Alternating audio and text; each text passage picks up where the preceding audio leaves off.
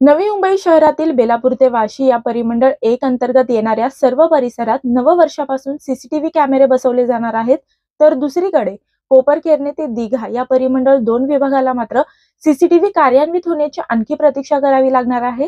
शहरात 1192 सीसीटीव्ही कॅमेऱ्यांची नजर ठेवली जाणार आहे.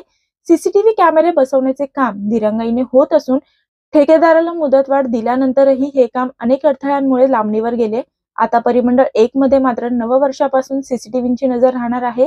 नवी मुंबई महापालिका मुख्यालयात पहिल्या मजल्यावर नियंत्रण कक्षाचे काम करण्यात आले आहे, परंतु शहरात दोन्ही परिमंडळातील सीसीटीव्ही कॅमेरे बसवण्याचे काम पूर्ण करण्यात आल्याचा दावा ठेकेदाराने केला असून परिमंडळ 2 मध्ये नेटवर्क देण्याचे काम पूर्ण न झाल्याने परिमंडळ 2 मध्ये सीसीटीव्ही कार्यान्वित होण्यास उशीर लागत आहे.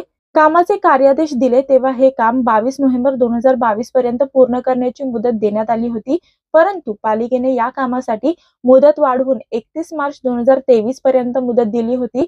परंतु अद्याप हे काम पूर्ण झाले नसून इतर शासकीय विभागांच्या परवानग्याअभावी परिमंडळ 2 मधील काम पूर्ण होत नसल्याचे चित्र आहे. आता ठेकेदाराने परिमंडळ 1 मधील 950 कॅमेरे लावण्याचे व नेटवर्किंगचे काम पूर्ण केले असून ते कार्यान्वित नवीन वर्षात करण्यात येणार आहे. महापालिकेकडून जवळजवळ 152 कोटी रुपये खर्चातून शहरात 1192 अत्याधुनिक नवीन कॅमेरे बसवण्यात येत आहेत. शहरात पालिका नागरिकांच्या सुरक्षेच्या दृष्टिकोनातून जवळजवळ 150 कोटी रुपये खर्चातून सीसीटीव्ही कॅमेरे बसवण्यात आले असून परिमंडळ 1 मधील काम प्रत्यक्षात नववर्षाच्या सुरुवातीला करण्याचा पालिकेचा 100% प्रयत्न आहे. तसे ठेकेदाराला आदेशित करण्यात आले आहे, असे नवी मुंबई महापालिका आयुक्त राजेश नार्वेकर यांनी सांगितले. पालिका मुख्यालय, केंद्रीय नियंत्रण कक्ष, पोलीस आयुक्तालय यांच्याशी जोडण्यात येणार आहे.